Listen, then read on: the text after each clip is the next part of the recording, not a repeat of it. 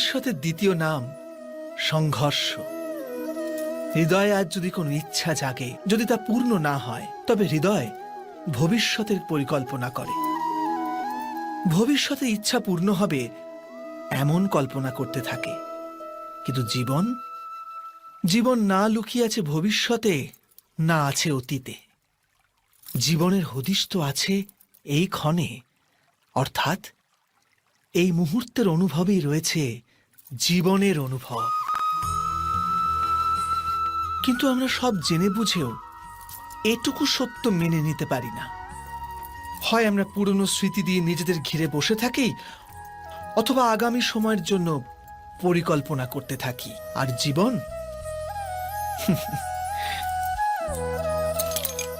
জীবন বয়ে চলে।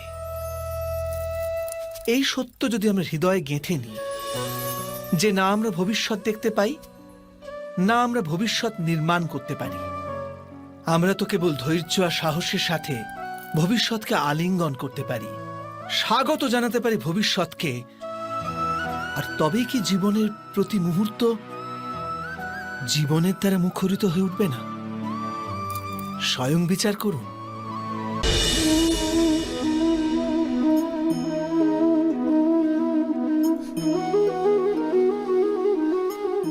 জগতে প্রত্যেক ব্যক্তির কোনো না কোনো দুর্বলতা অবশ্যই আছে।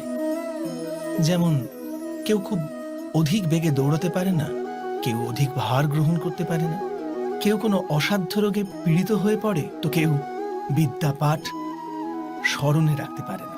এরকম অনেক উদাহরণ আরো আছে। আপনি কি এমন কোনো ব্যক্তিকে জানেন যার সমস্ত প্রাপ্তি ঘটেছে? কিন্তু আমরা জীবনের একটি দুর্বলতাকে জীবনের কেন্দ্র বানিয়ে ফেলি, যে কারণবশত হৃদয়ে দুঃখ আর অসন্তোষ ঘিরে থাকে সদা। দুর্বলতা মানুষ জন্ম থেকে অথবা কোনো দুর্ঘটনার মাধ্যমে প্রাপ্ত করে, কিন্তু দুর্বলতাকে মানুষের মন নিজের অক্ষমতা বানিয়ে ফেলে। কিন্তু কিছু ব্যক্তি এমনও হন যারা নিজের পৌরুষ আর শ্রমের দ্বারা সেই দুর্বলতাকে পরাজিত করে দেন। কি বিভেদ আছে এদের আর অন্য লোকেদের মধ্যে? আপনি কখনো এর বিচার করেছেন? অতি সরল উত্তর আছে এই প্রশ্নে। যে ব্যক্তিকে দুর্বলতা পরাজিত করতে পারে না, যে পৌরুষের প্রমাণ দেবার সাহস রাখে হৃদয়ে, সেই দুর্বলতাকে পার করতে পারে।